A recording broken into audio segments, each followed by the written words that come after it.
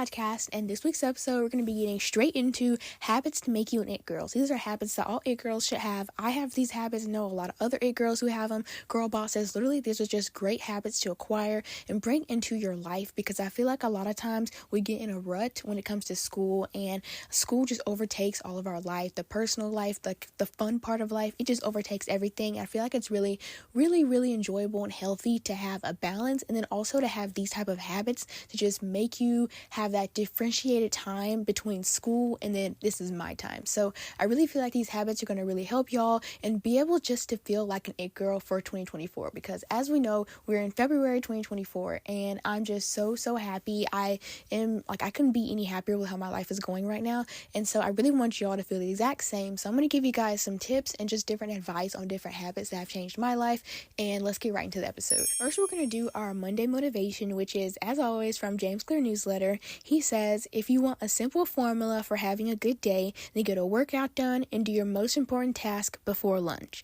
Knock out those two things by noon and you really feel like you're ahead of the day. And I wholeheartedly stand this, because honestly, when you just get done like the hardest schoolwork that you have, if you're homeschooled like me, then you get done like with the hardest work in the morning time, you do like a little Pilates session, you go for a walk, you just do all these really productive things in the morning time. By noon, you feel like you've already lived the entire day, and now it's just time to like read my book, time to journal, write some poetry, all that fun stuff. And I just feel like it's super important to do those type of like really heavy tasks during the morning time, especially if you're more productive in the morning time. Try to make sure to do those things in the morning.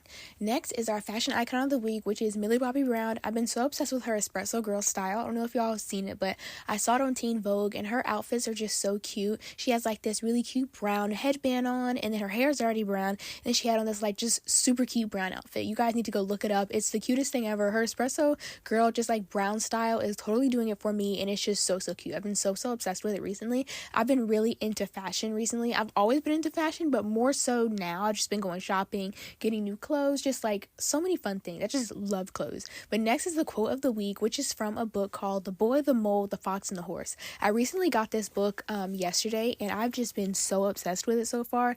Like, almost like they have the smallest dialogue in this book, but the dialogue means so much. It's so deep, and the symbolism and the poetry, everything is just spot on. It's on point, and I've just been so obsessed with it. So this is just one of the dialogue between the boy and the mole when they first discovered each other. So the mole came up to the boy, and the boy was so intrigued by him, and he picked him up, and the mole said, "I'm so small," said the mole, and then the boy said, "Yes, but you make a huge difference." And when you think about that, he's not just saying you make a huge difference to me, but that's actually symbolism for when someone is small, when someone does something little and they feel like it doesn't make a big difference in someone else's life, it truly does. Little simple gestures that you do to other people makes a huge difference in their lives and in their day, their week, their year. You can really change someone's life just by being kind and willing to listen. So I really love that little dialogue they had on there, because it's so deep. It's not just that sentence. It's a very deep sentence. So I really loved that. Next is a weekly recaps, just what I've been up to. I finally have a school break, even if it's just 2 days, which I do have 2 days.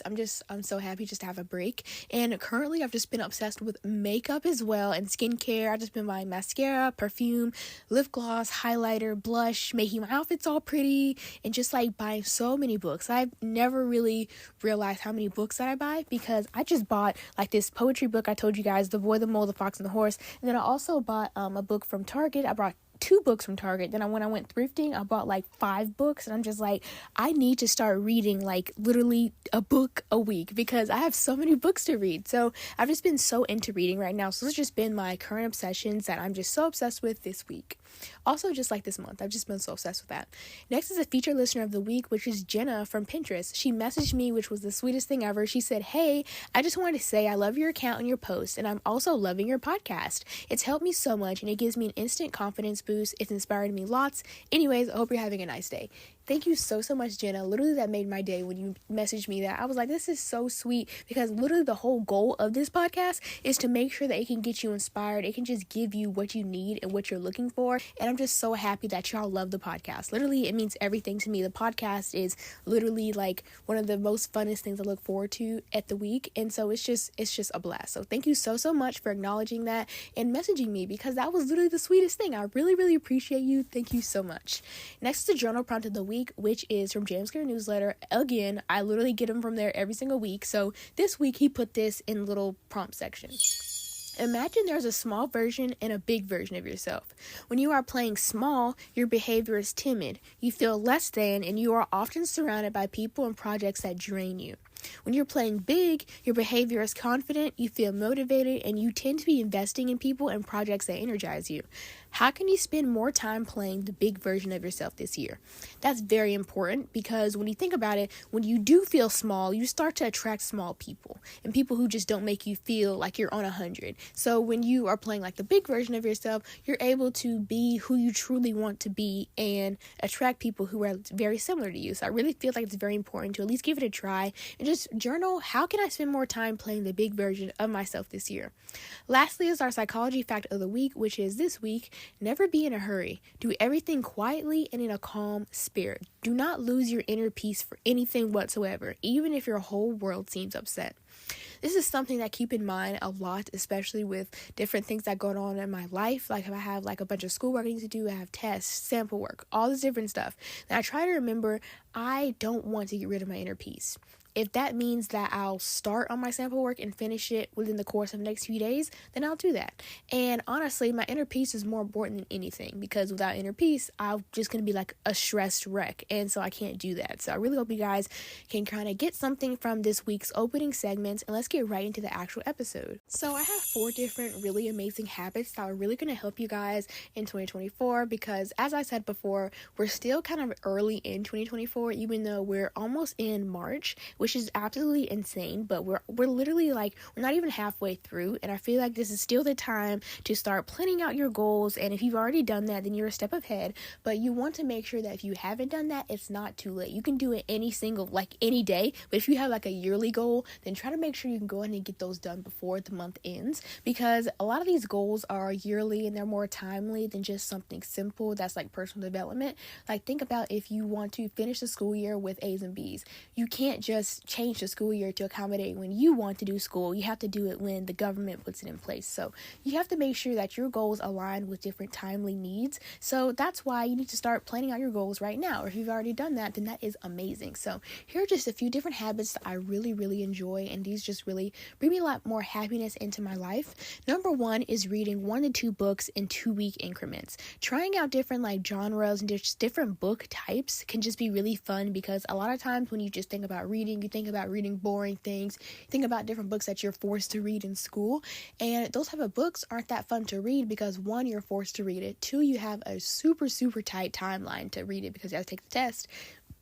And then there's a bunch of other things that go into reading books in school. So I feel like a lot of times if you read your own books and you choose your own books, it can just be more enjoyable to read. And I love to read 1 to 2 books in 2-week increments. I would just do 1 if it's a longer book, or if I have shorter books, I'll do 2 books in 2 weeks. Basically just 1 a week, or if I can, if it's like a simple book, then I'll do like 2 a week.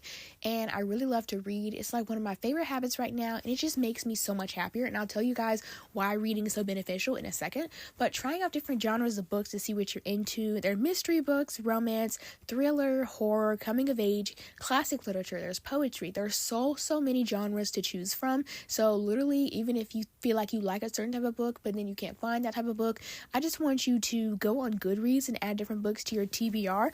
And I literally love Goodreads. I've been so obsessed with updating it, just putting in different books I want to read, and different books that I find I want to read, I'll go to the library and pick them out. It's just like one of the funnest things. It's so just fulfilling and peaceful. So I really love to go to Goodreads and find different books that I want, and I feel like it's very simple. It's more kind of like less stressful than going to the library and you're just like scanning the entire library looking for something. I feel like when you go on Goodreads first, you kind of have an idea of what you want when you go to the library. So I really recommend to open up a Goodreads account and just find out a bunch of like different books that you want to read, different genres that you like. And reading is just so amazing because it helps you to expand your vocabulary. So different words that you may not have known, you can expand your vocabulary, and then you can also learn so much from them. So if you're reading a simple book like a poetry book, just like how I told you guys about the boy, the mole, the fox, and the horse, I learned so much from that book, and I'm barely like halfway in. And then also these other books like self-improvement books, there's so many different type of books that you can learn from. And even just fiction books, you can still learn a lot from just normal books that you find in the libraries. I really recommend to start reading. Next is having slow and peaceful mornings. This is my current obsession right now. I've been so obsessed with this because I find that when we take our times and it's just not in a rush in the mornings, we have better days in general. When you set up a good morning, you're setting yourself up for a good day. So even if it means cutting some of your TikTok time at night so you can get to bed earlier and wake up early to have a slow and peaceful morning, just at least give it a try. At least try it like for a week. I wouldn't say for a day because I feel like for a day you're not really being too consistent. So saying just on that little habit run for like a week, just going to sleep earlier so you can wake up earlier and have more time. And I feel like a lot of times when people go to public school or in-person school, they're like, well, I don't really have time. I don't have time to do this and this before I go to school. When even just waking up 30 minutes earlier than usual, it can just really give you more time to be more intentional with your mornings. It can be going on a 7-minute walk. You could be doing a 5-minute Pilates session. You can do journaling for 5 minutes, eating your breakfast with intention without being in a rush and trying to eat it in the car, studying the Bible for a few minutes, and just those different few minutes of quiet time make for an amazing day. And I really recommend just to at least try to get together 30 extra minutes in the morning so you can have a really slow, peaceful, and intentional morning. Next is being okay with being alone. This is a very big one because a lot of people think that being by yourself is miserable, and when they say that, it's literally almost a cry for help because honestly, it means that they're afraid of being alone with their own thoughts. They think that themselves are unpredictable. They don't know what's going to happen when I'm alone with myself. And you can't be that way because this is you. You can't just walk away from yourself like you can do with someone else. And you have to realize that you should love yourself because your body does so much for you. When you are at home all day by yourself, you can't just be like, oh, well, I have to get out. I have to go see someone else because I can't be alone right now. Well, why? You need to start loving yourself and loving spending time with yourself because your body literally does so much for you. Your legs, they walk up and they get up daily. They help you go on runs. Like your mouth, it can eat and let you talk. Your lungs, they help you breathe. Your heart gets the blood flowing throughout your body. There's so much, and you should just be so grateful for yourself and like your body, and like it does so much for you. So just improving your relationship with yourself is very important because it can just make you more like enjoyable and makes you prioritize that alone time. Just read self-improvement books, get to know yourself more, journal to learn more about your brain and what like you gravitate towards, go on walks and runs to take care of your muscles and your body. There's so many amazing things that you can do just to be able to have more fun when you're by yourself and not just feel like you have to be with other people 24/7. Lastly is romanticizing every single thing in your life. Even simple things like eating breakfast, making it pretty and pink, and then it's just more fun to eat. Like, honestly, I feel like when you have like really cute breakfast, it can just be really fun. Or if it's like, for me, I love having really pretty lunch or just really nice lunch. I feel like it tastes delicious when you have really good lunch because it's kind of like that middle type of meal. So like it lets you go a little bit so you can eat dinner, but then it's also like I have to eat snacks after. So it's just literally, I just love making like different cute little snacks, different meals, and just like getting out a special outfit every day. When you do your skincare, act like you're on Vogue Beauty Secrets, wear your robe while you're journaling, meditate outside. There are so many fun ways to make life more fun, and I feel like romanticizing your life, some people make it a lot more than what it is. It's not that difficult to romanticize your life. So I feel like a lot of times if you just take a step back and just think about what is one thing I can do to make my life more fun right now, and then just go through with it. Thank y'all so much for listening to this episode. I know it was on the shorter side because I really just wanted to get through those type of points I want to tell y'all because it's very important to just have different habits in your life, even if it's just 4 different habits. I don't want to overload you with a whole bunch of information because then you're going to get distracted by the fact that, hey, I probably don't have enough time to do all these habits. So I gave you 4 habits to try. Try them out tomorrow morning, this morning, next week. Try them out whenever you can and just try to get these different habits like reading, romanticizing your life, all these fun things. So please let me know how you are doing with your habit journey and just how your 2024 is going. Let me know on Pinterest and follow my Pinterest, my YouTube channel. I post weekly uploads and I really hope you guys enjoyed the episode. I will see y'all later. I love you so much and bye.